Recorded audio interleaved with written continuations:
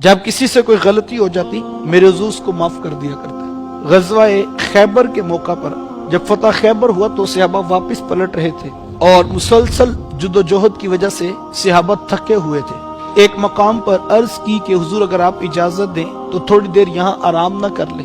हुजूर मैं आराम तो कर लो लेकिन किसी शख्स की ड्यूटी लगा दो, वो तुम सबको सुबह फजर की नमाज के लिए उठा दे। हजरत बिलाल रदी अल्लाह ताला अन्हु अर्ज करते हैं हुजूर ये जिम्मेदारी मैं कबूल करता हूँ। अब बाकी सब सहाबा आराम से सो गए कि बिलाल सुबह सबको उठा देंगे।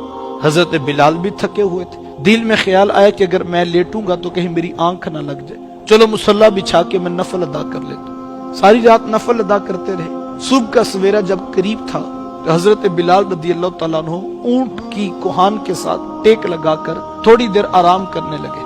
इसी असना में आंख लग गई और सुबह का सवेरा तुलू हो गया। हुजूर अलैहिस्सलाम ने सब सहाबा को जगाया। सहाबा बेदार हुए तो सख्त परेशान थे कि सब की नमाज में ताखीर हो गई।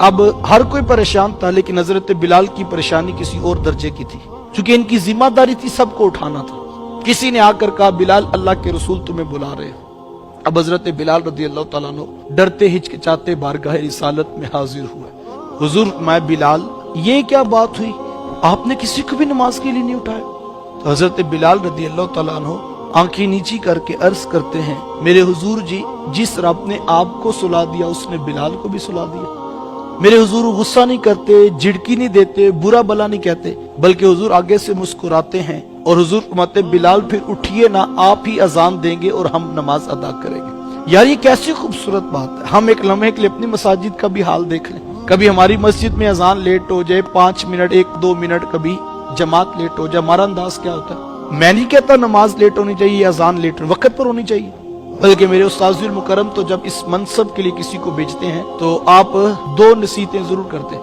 आप फरमाते बेटा एक तो अपने काम में कोताही न करना, किसी के काम में दखल अंदाजी न करना। दुनिया की कोई ताकत तुम्हें किसी नौकरी से नहीं निकाल सकती। हमारा रवैया इसके बरअक्स होता है। पूरे पिंड की खबरें हमें होती हैं और जो जिम्मेदारी हमारी है उसका हमें पता ही नहीं होता। ये मिजाज नहीं। एक तो ये फरमाते कि बेटा अपने काम में इखलास पैदा करके मेहनत करनी, और दूसरा फरमाते कि बेटा अगर एक दुनियादार शख्स बड़े बाजार से दुकान बंद करके 5 मिनट पहले आकर सुन्नत नमाज अदा कर लेता है तो बेटा आपकी तो जिम्मेदारी है आपको 7 मिनट पहले आ जाना चाहिए।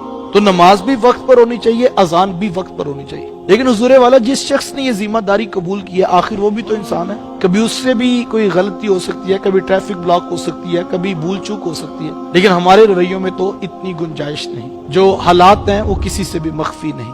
लेकिन हुजूर ने कितनी खूबसूरत बात इरशाद फरमाई।